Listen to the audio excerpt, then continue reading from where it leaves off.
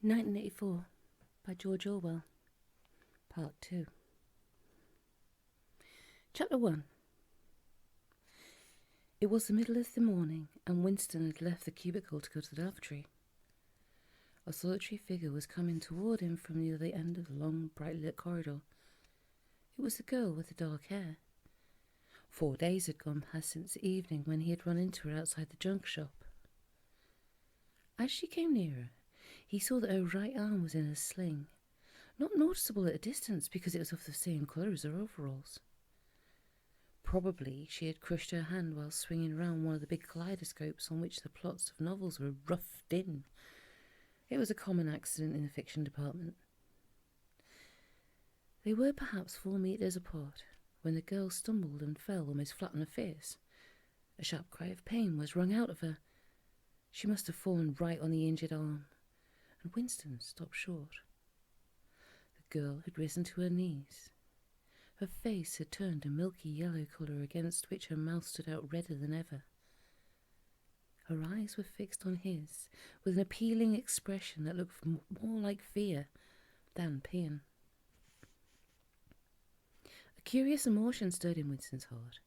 In front of him was an enemy who was trying to kill him. In front of him also was a human creature, in pain and perhaps with a broken bone. Already he had instinctively started forward to help her, and in the moment when he had seen her fall on the bandaged arm, it had been as though he felt the pain in his own body. "You're hurt," he said. "It's nothing. My arm. It'll be all right in a second." She spoke as though her heart were fluttering. She had certainly turned very pale. "You haven't broken anything?" "No, I'm all right. It hurt for a moment, that's all." She held out her free hand to him, and he helped her up. She had regained some of her colour and appeared very much better. "It's nothing," she repeated shortly. "I only gave my wrist a bit of a bang. Thanks, comrade." And with that, she walked on in the direction in which she had been going, as briskly as though it had really been nothing.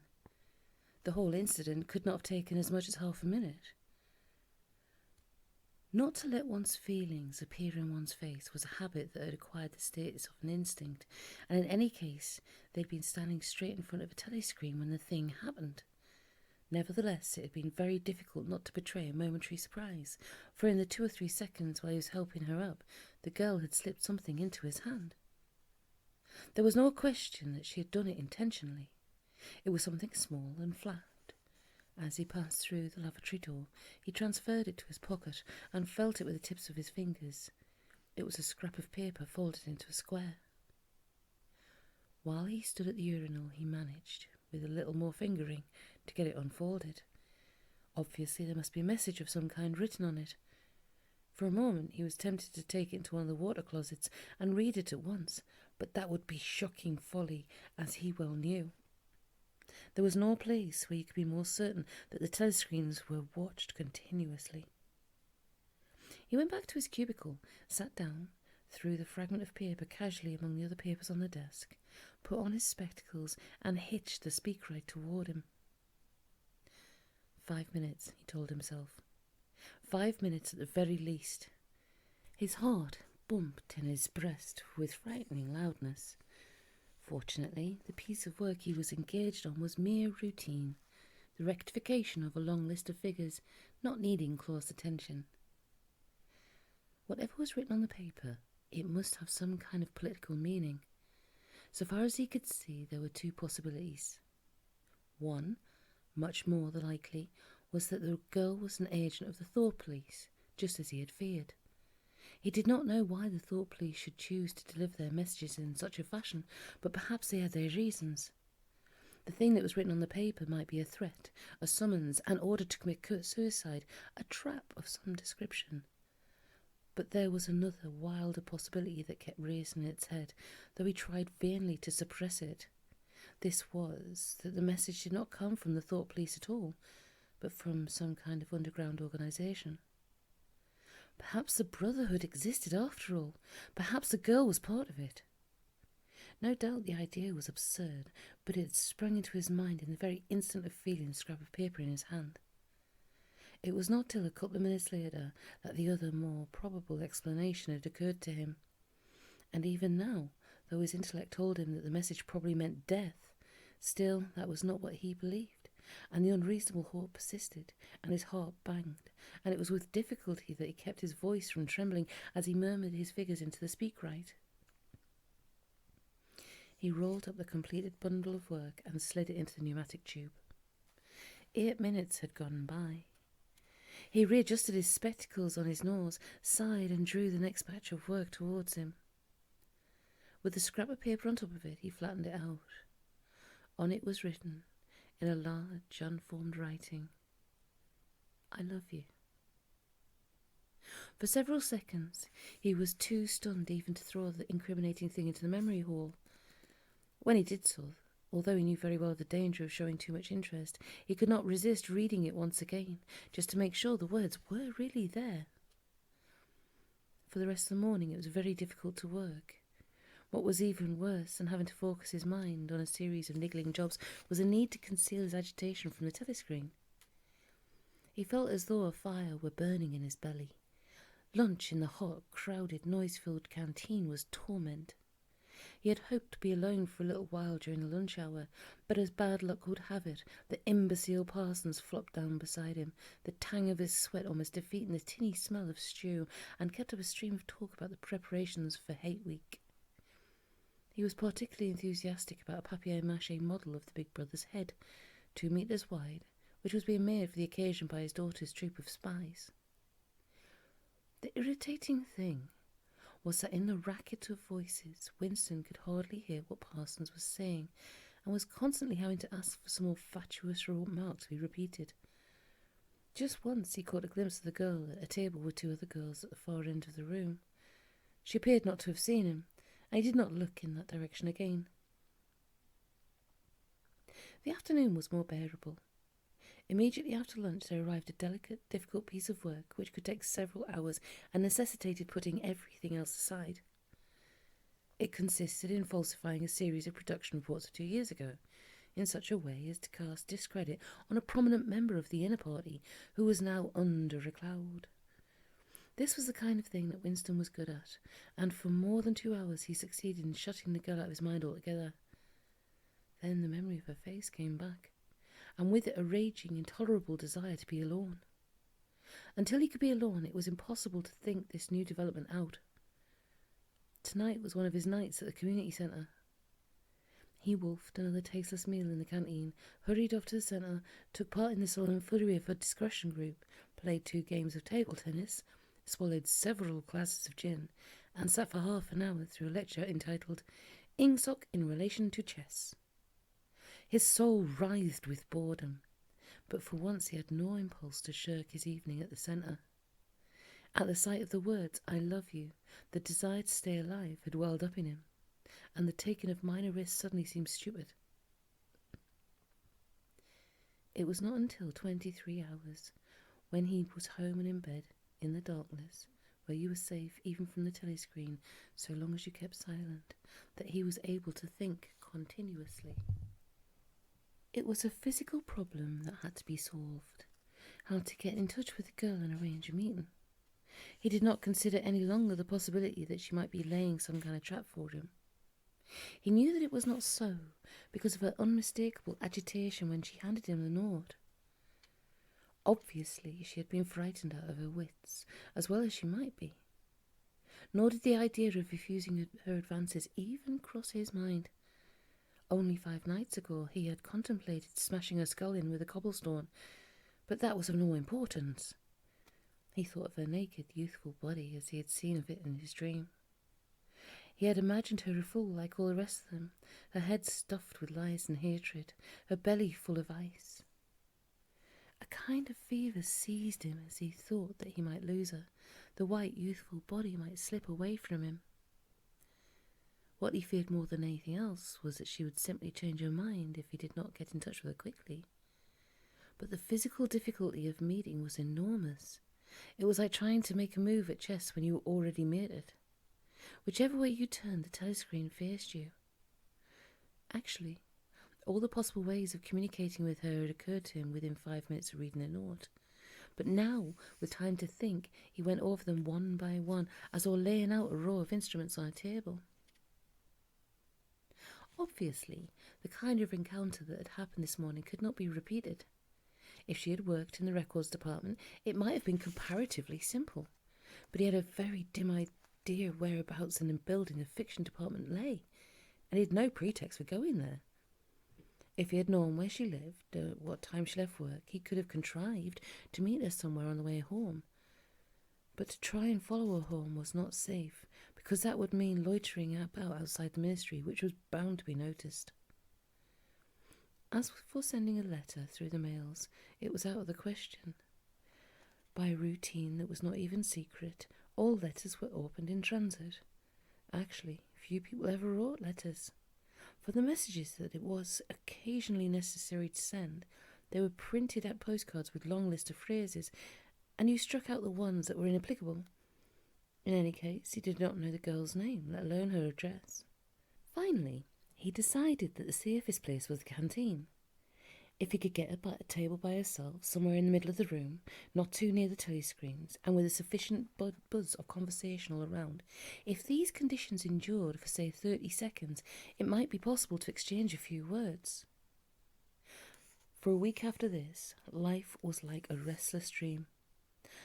On the next day, she did not appear in the canteen until he was leaving it, the whistle having already blown. Presumably, she had been changed onto the later shift. They passed each other without a glance. On the day after, that she was in the canteen at the usual time, but with 3 other girls and immediately under a telescreen. Then for 3 dreadful days she did not appear at all. His whole mind and body seemed to be afflicted with an unbearable sensitivity, a sort of transparency which made every movement, every sound, every contact, every word that he had to speak or listen to an agony. Even in sleep, he could not altogether escape from her image. He did not touch the diary during those days. If there was any relief, it was in his work, in which he could sometimes forget himself for 10 minutes at a stretch. He had absolutely no clue as to what happened to her. There was no inquiry he could make. She might have been vaporized. She might have committed suicide. She might have been transferred to the other end of Oceania. Worst and likeliest of all, she might simply have changed her mind and decided to avoid him. The next day she reappeared. Her arm was out of the sling, and she had a band of sticking plaster round her wrist. The relief of seeing her was so great that he could not resist staring directly at her for several seconds. On the following day, he very nearly succeeded in speaking to her. When he came into the canteen, she was sitting at a table well out from the wall and was quite alone. It was early, and the place was not very full. The queue edged forward till Winston was almost at the counter, then was held up for 2 minutes because someone in front was complaining they had not received his tablet of saccharin. But the girl was still alone when Winston secured his tray and began to make for a table. He walked casually towards her, his eyes searching for a place at some table beyond her. She was perhaps 3 meters away from him. Another 2 seconds would do it. Then a voice called behind him, "Smith!" He pretended not to hear. "Smith!" repeated the voice more loudly. It was no use. He turned round. A blonde-headed, silly-faced young man named Wilshire, whom he barely knew, was inviting him with a smile to the vacant place at his table. It was not safe to refuse. After having been recognised, he could not go on and sit at a table with an unattended girl. It was too noticeable. He sat down with a friendly smile. The silly blonde face beamed into his. Winston had a hallucination of himself smashing a pickaxe right into the middle of it. The girl's table filled up a few minutes later. But she must have seen him coming towards her, and perhaps she would take the hint. Next day he took care to arrive early. Surely enough, she was at a table in about the same place, and again alone. The person immediately ahead of him in the queue was a small, swiftly moving, beetle-like man with a flat face and tiny, suspicious eyes. As Winston turned away from the counter with his tray, he saw that the little man was making straight for the girl's table. His hopes sank again. There was a vacant place at a table further away, but something in the little man's appearance suggested he would be sufficiently attentive to his own comfort to choose the emptiest table. With ice at his heart, Winston followed. It was no use unless he could get the girl alone. At this moment there was a tremendous crash. The little man was sprawling on all fours. His tray had gone flying. 2 streams of soup and coffee were flowing across the floor. He started to his feet with a malignant glance at Winston, whom he evidently suspected of having tripped him up. But it was all right. 5 seconds later, with a thundering heart, Winston was sitting at the girl's table. He did not look at her. He unpacked his tray and promptly began eating. It was all important to speak at once before anyone else came, but now a terrible fear had taken possession of him.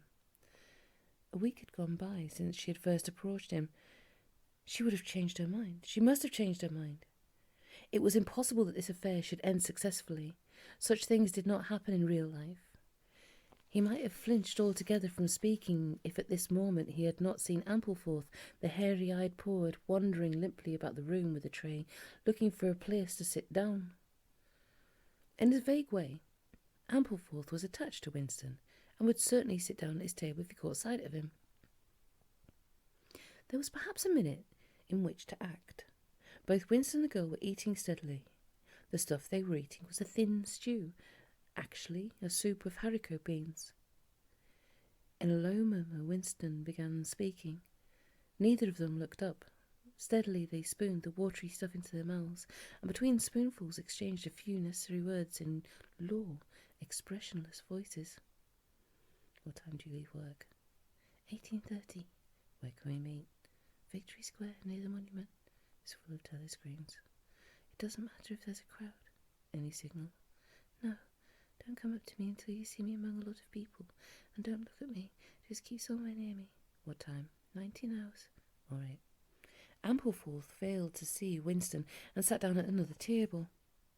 They did not speak again, and so far as it was possible for 2 people sitting on opposite sides of the same table, they did not look at one another. The girl finished her lunch quickly and made off, while Winston stayed on to make a cigarette. Winston was in Victory Square before the appointed time. He wandered round the base of the enormous fluted column, at the top of which Big Brother's statue gazed southwards towards the skies, where he had vanquished the Eurasian aeroplanes, the East Asian aeroplanes, it had been a few years ago, in the Battle of Airstrip 1. In the street in front of it there was a statue of a man on horseback, which was supposed to represent Oliver Cromwell. At 5 minutes past the hour, the girl had still not appeared. Again the terrible fear seized upon Winston. She was not coming. She had changed her mind.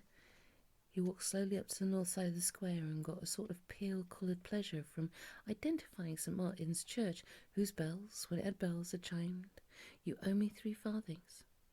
Then he saw the girl standing at the base of the monument, reading or pretending to read a poster, which ran spirally up the column. It was not safe to go near her until some more people had accumulated.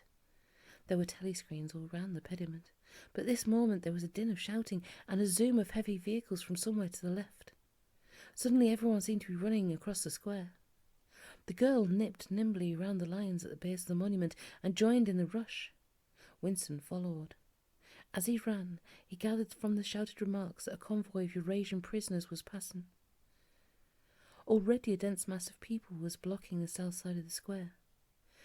Winston, at normal times the kind of person who gravitates to the outer edge of any kind of scrimmage, shoved, butted, squirmed his way forward to the heart of the crowd. Soon he was within arm's length of the girl, but the way was blocked by an enormous prawl and an almost equally enormous woman, presumably his wife, who seemed to form an impenetrable wall of flesh. Winston wriggled himself sideways, and with a violent lunge managed to drive his shoulder between them. For a moment it felt as though his entrails were being ground to a pulp between the 2 muscular hips, when then he'd broken through, sweating a little. He was next to the girl. They were shoulder to shoulder, both staring fixedly in front of them. A long line of trucks, with wooden face guards armed with submachine guns standing upright in each corner, was passing slowly down the street. In the trucks, little men in shabby greenish uniforms were squatting. Jammed close together, their sad Mongolian faces gazed out over the sides of the trucks, utterly incurious. Occasionally, when a truck jolted, there was a clank of metal. All the prisoners were wearing leg irons. Truckload after truckload of the sad faces passed. Winston knew they were there, but he saw them only intermittently. The girl's shoulder and her arm right down to the elbow were pressed against his. Her cheek was almost near enough for him to feel its warmth. She had immediately taken charge of the situation, just as she'd done in the canteen. She began speaking in the same expressionless voice as before, with lips barely moving, a mere murmur easily drowned by the din of voices and the rumbling of the tracks. "Can you hear me?" "Yes." "Can you get Sunday afternoon off?" "Yes." "Then listen carefully. You'll have to remember this. Go to Paddington Station." With a sort of military precision that astonished him, she outlined the route that he was to follow. A half-hour railway journey, turn left outside the station, 2 kilometres along the road, a gate with the top bar missing, a path across a field, a grass-grown lane, a track between bushes, a dead tree with moss on it. It was as though she had the map inside her head. "Can you remember it all?" she murmured faintly. "Yes." "You turn left, then right, then left again, and the gate's got no top bar." "Yes." "What time?" "About 15. You may have to wait. I'll get there by another way. Are you sure you remember everything?" "Yes." "Then get away from me as quick as you can." She need not have told him that, but for the moment they could not extricate themselves from the crowd. The trucks were still filing past, the people still insatiably gaping. At the start there had been a few boos and hisses, but it came only from the party members among the crowd, and it soon stopped. The prevailing emotion was simply curiosity. Foreigners, whether from Eurasia or East Asia, were a kind of strange animal. One literally never saw them except in the guise of prisoners, and even as prisoners one never got more than a momentary glimpse of them. Nor did one know what became of them. Apart from the few who were hanged as war criminals, the others simply vanished, presumably into forced labour camps. The round Mongol faces had given way to faces of a more European type, dirty, bearded and exhausted. From over scrubby cheekbones, eyes looked into Winston's, sometimes with strange intensity, and flashed away again. The convoy was drawing to an end. In the last truck he could see an aged man, his face a mass of grizzled hair, standing upright with wrists crossed in front of him, as though he were used to having them bound together. It was almost time for Winston and the girl to part, but at the last moment, while the crowd still hemmed them in, her hand felt for his and gave it a fleeting squeeze. It could not have been 10 seconds, and yet it seemed a long time that their hands were clasped together. He had time to learn every detail of her hand. He explored the long fingers, the shapely nails, the work-hardened palm with its row of calluses, the smooth flesh under the wrist. Merely from feeling it he would have known it by sight. In the same instant, it occurred to him that he did not know what colour the girl's eyes were. They were probably brown, but people with dark hair sometimes had blue eyes. To turn his head and look at her would have been inconceivable folly. With hands locked together, invisible among the pencil bodies, they stared steadily in front of them, and instead of the eyes of the girl, the eyes of the aged prisoner gazed mournfully at Winston out of nests of hair.